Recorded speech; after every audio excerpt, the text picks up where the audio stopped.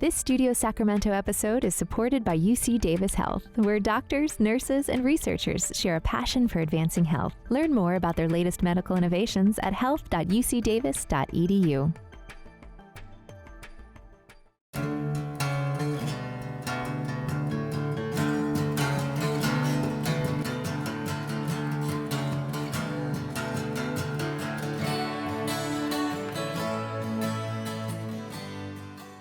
UC Davis's Aggie Square project has been called Sacramento's biggest economic development project in a generation and aspires to transform the university and the capital region.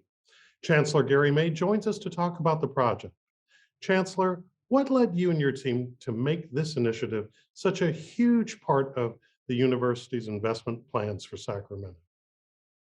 Well, Scott, a number of things led to that. First, we just thought Sacramento and the region was ripe for this kind of opportunity.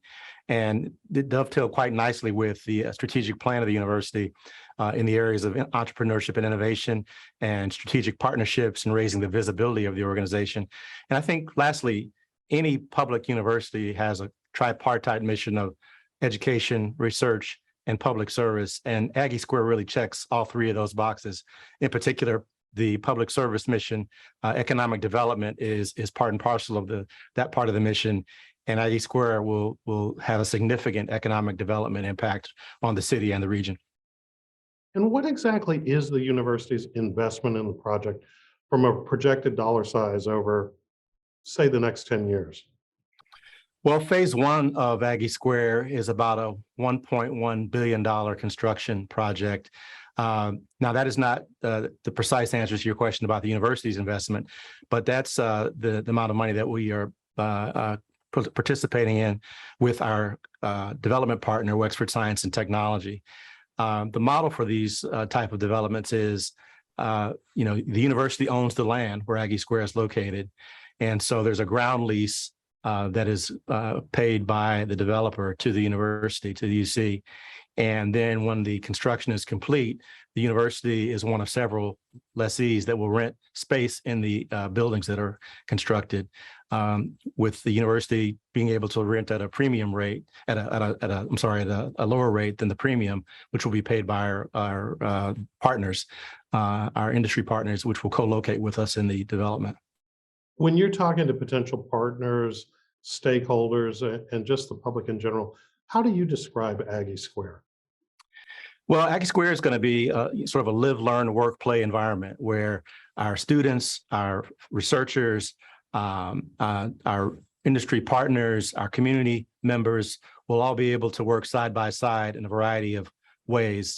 Certainly learning is a big aspect of what we'll always be doing cutting edge research in the life sciences, engineering, and technology, developing new companies in those areas. So there's space for startups, and there's an accelerator and an incubator space. We will have opportunities for training and workforce development for the surrounding community. And naturally, what will develop and what will evolve in the space are small businesses and other enterprises that will just sort of support what's happening in and around Aggie Square. Anything from restaurants to hotels and cleaners and things like that that'll naturally evolve as Aggie Square makes progress. For decades, people have talked about a project of this magnitude coming to the campus in Sacramento. And there have been fits and starts, but nothing ever really got off the ground. What made this the right moment? I think it was a unique combination of things. One was, I had some prior experience at my previous university developing a project called Technology Square in Atlanta. So I sort of knew how this was done and how to get the right sort of engagement between the city, the government, and industry and the university. All three pieces are really important to be successful. How to sort of pitch the project to the community, just kind of had some. I think we had some credibility because I had that experience, and I think the timing was right. I think Mayor Steinberg has been an incredible partner, and this is completely aligns well with his own vision for what he wanted to do in the area of economic development in Sacramento. So he and I developed a rapport very quickly, and that rapport remains very strong. And we see the same things and want the same things for the project.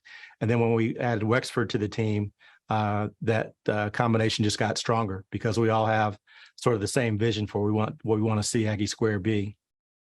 When you're doing a project like this and you're at the conception stage, you have to win hearts and minds. What do you think was the most compelling argument that you and your colleagues had to make in order to get people to believe enough to bring together this partnership that you've just described? Well, I think it helped that this was something new that had not been done before.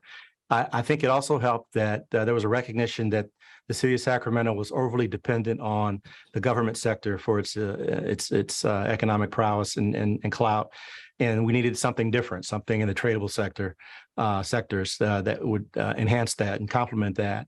The university was at a place where one of the things I sold to the university when I came as chancellor was, we're kind of a sleeping giant, or had been a sleeping giant, where we had all these wonderful technologies and all this science that was being developed, but not many people knew about it. So I really stressed to the university community how we needed to enhance our visibility, to establish some strategic partnerships, not with just the government, but also with our industry partners, and just really raise the profile of UC Davis to where I believe its rightful place should be.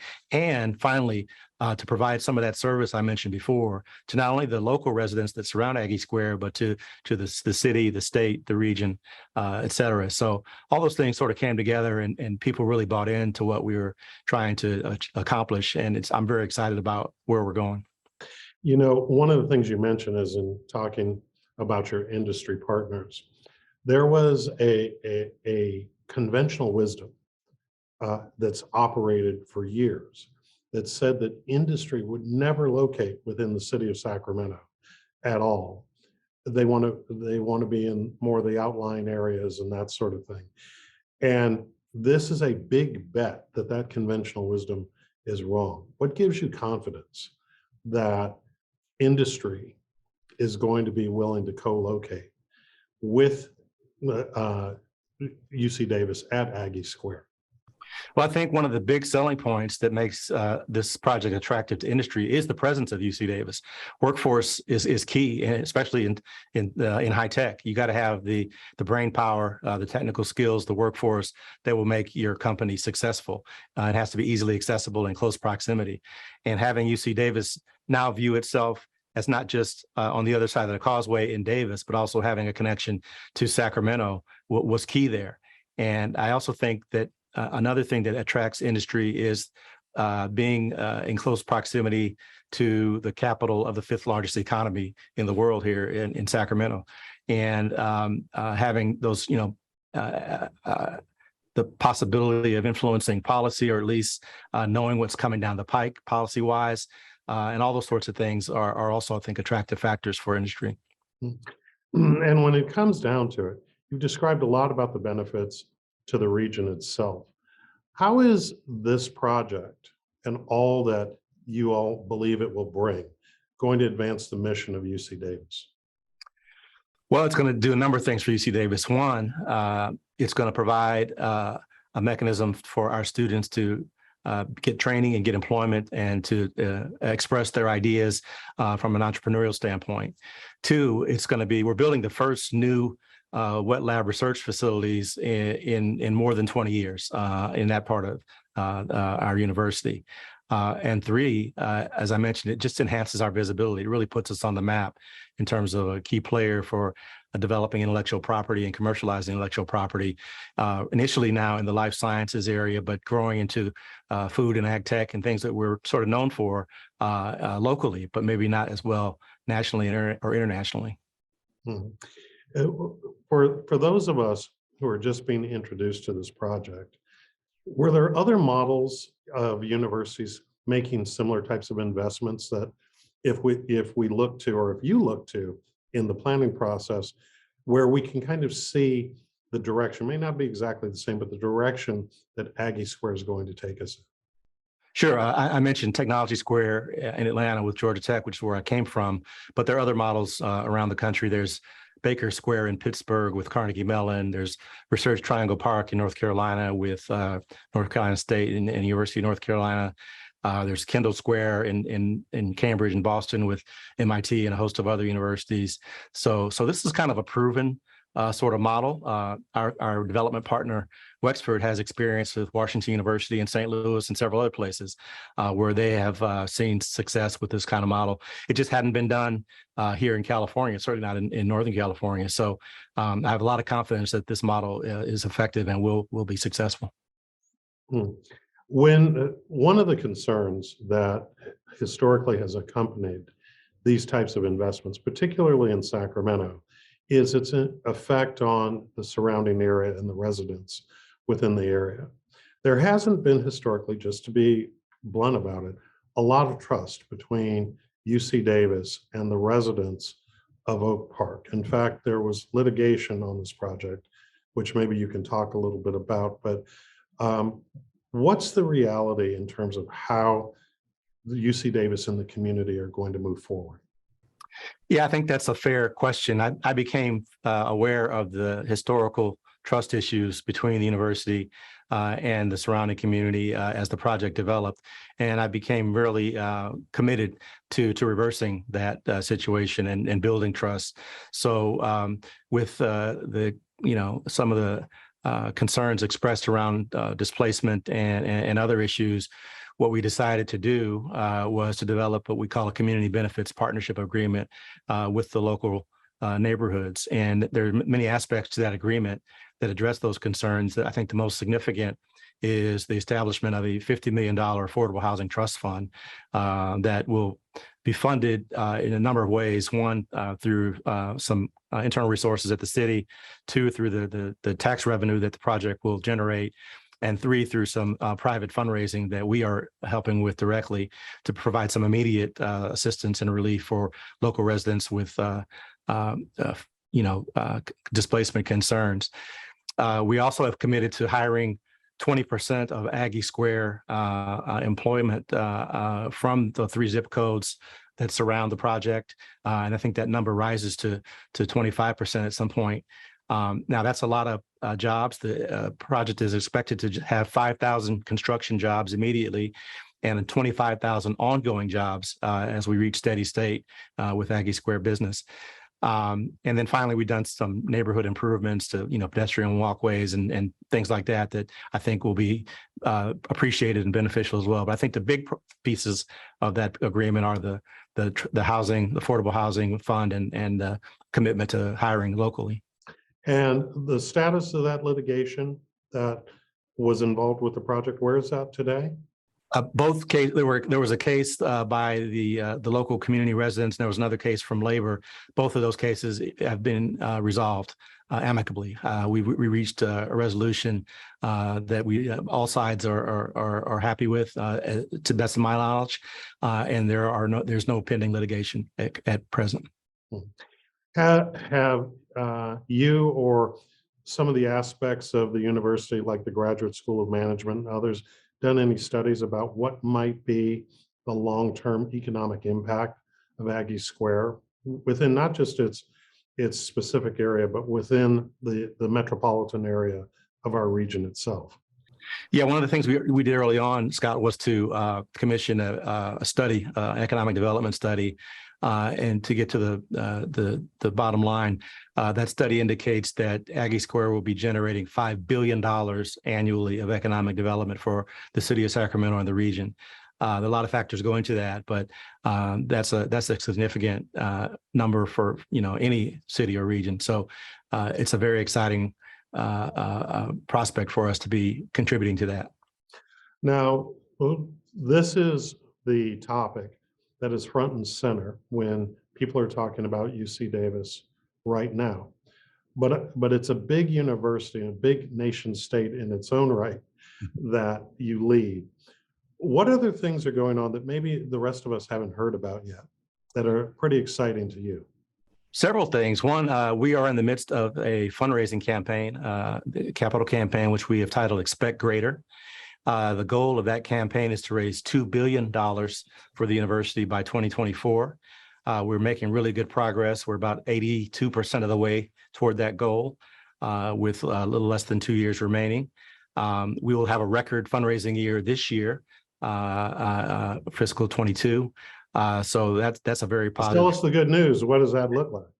That number is potentially a $300 million year for UC Davis. Previous record was last year, was $269 million, I think is the number. Wow. So, and we've had record years each of the last four of the last 5 years, I think is the right metric. So we're moving in the right direction in terms of private fundraising. Another thing I'm very proud of is our research productivity. This fiscal year, we will also cross the $1 billion mark in new research awards for the first time in the history of UC Davis. And that makes us one of only about a couple dozen universities in the country who can make that claim. So a lot of positive things, looking very, very strong and robust at the university.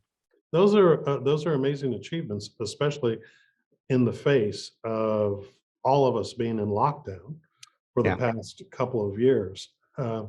How did you all manage to pull off that sort of upward progression at the same time that, frankly, all of us, and you all as well, were suffering from the dislocation related to COVID? Well, I think UC Davis had one of the best COVID responses of any institution of higher education in the country through our Healthy Davis Together program. You know, we had a really robust surveillance testing activity. We had a vaccine mandate. We've had our students collaborating and cooperating with the protocols that were put in place. We've had consistently lower COVID test positivity than the rest of the state, the region, and the nation over the same periods of time. So I think that enabled us in some ways to maintain our research productivity and other types of productivity in the face of the really challenging pandemic circumstances. You know, one of the things that's been discussed before related to the research capability of the university is number of patents or innovations that have come out of the university. And I'm not just talking about the School of Medicine. I'm talking about the School of Agriculture, Engineering, all the others. Mm-hmm. From your standpoint as a leader and factoring in Aggie Square to all of this, how is it that we as a region do a better job of capturing that innovation, not just in its discovery, but in harvesting that, so that way it does create the industry and the jobs and that sort of thing that really could benefit the region? How do we do that better from your vantage point? I think that's an integral aspect of the mission of Aggie Square. I mean, we've produced really valuable intellectual property every year in the forms of invention disclosures and patents and startups and other things. The key is, how do we keep those companies and keep that intellectual property local? So we must provide an outlet for people to get their startup going and cross what we call the valley of death, where you go from idea to proof of concept to scalable manufacturing, if that's the industry, a scalable industry. So one of the missions of having an Aggie Square is to help facilitate some of that some of those interactions that make that possible. And make staying in Sacramento an attractive proposition for people with good ideas for commercialization. Mm-hmm. You know, when we go back and we think about the creation of this initiative, and it's located at the campus for the medical center. Mm-hmm. Years ago, there was a notion that Sacramento has a under-leveraged resource, which is that we have billions of dollars of investment in healthcare between not just your system, but the other neighboring systems that are all, by and large, you have 3 large systems, all within virtually a mile of each other. Is there any opportunity, or has there been any thought given to how it is that while you all are competitors at one level, how it is that there might be a greater collaboration in order to really leverage not only all of the billions in physical plant and expertise that all of you collectively have right now, but then with you all, with UC Davis bringing all that it's bringing to the table right now, to even take that to a higher level. We'd love nothing more than to be a good collaborative partner for what I would call our competimates. I mean, we do compete with some of the other systems, but there are areas where it makes sense for us to think about being cooperative. Workforce development, for example, we all need a strong workforce to draw from, and other infrastructure that will keep our friends and neighbors here healthy and happy and having a high quality of life. Those are the types of things that we should think about more collaboration on. I don't have anything specific in mind that I can point to, but we certainly are open to having some of those discussions with some of those competitors.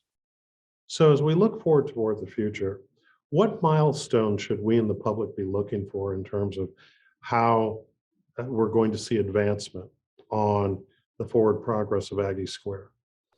We should be counting a number of things. We should be counting jobs created. It's an easy metric, right? We should be counting companies both created as well as companies that choose to bring their operations to the Sacramento area to collaborate with others.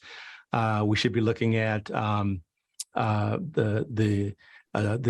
training of the workforce that we're trying to create, both from our university as well as from our neighborhood partners, making sure that an Oak Park, a youth person in Oak Park can envision a career potentially as a scientist, an engineer, a technician at Aggie Square.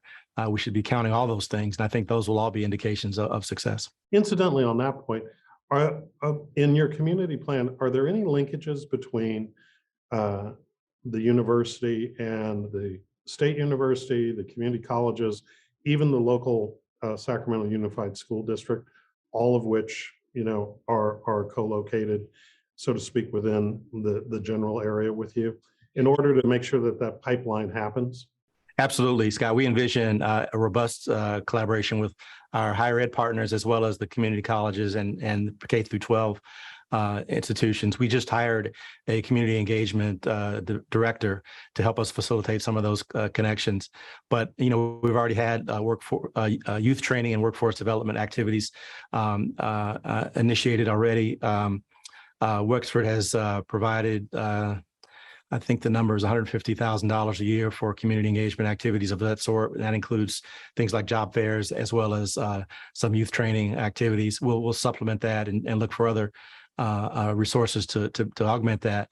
But we feel it's an important part of our mission to connect with with Sac State, with the other with the community colleges, with the schools that are in close proximity to not only have Aggie Square viewed as a potential destination for those students, but just to provide assistance and support in their own activities at those institutions. So we think that's an important responsibility and part of our mission. And finally, what 10 years from now, 20? In fact, let's go out a little bit further. 20 years from now, how will this region be different because of the existence of Aggie Square? What I dream of is a Sacramento that is no longer viewed as a government town, a Sacramento that's viewed as a real bastion for technology, industry, engineering, science, commercialization and development, and an improved quality of life for the residents of the region that is noticeable and fair and equitable across demographics. And I'd hope that people will view Aggie Square as sort of a watershed and transformational event for the city that really helps the city of Sacramento make it to the next level. All right. And I think we'll leave it there. Great. So that's our show. Thanks to our guests, and thanks to you for watching Studio Sacramento. I'm Scott Syphax. See you next time right here on KVIE.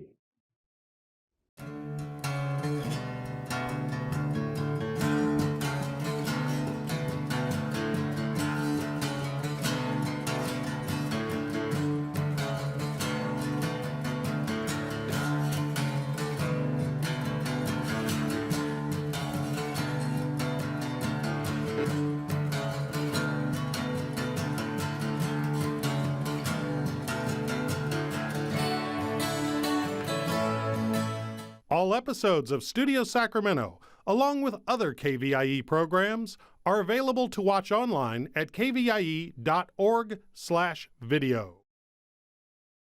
This Studio Sacramento episode is supported by UC Davis Health, where doctors, nurses, and researchers share a passion for advancing health. Learn more about their latest medical innovations at health.ucdavis.edu.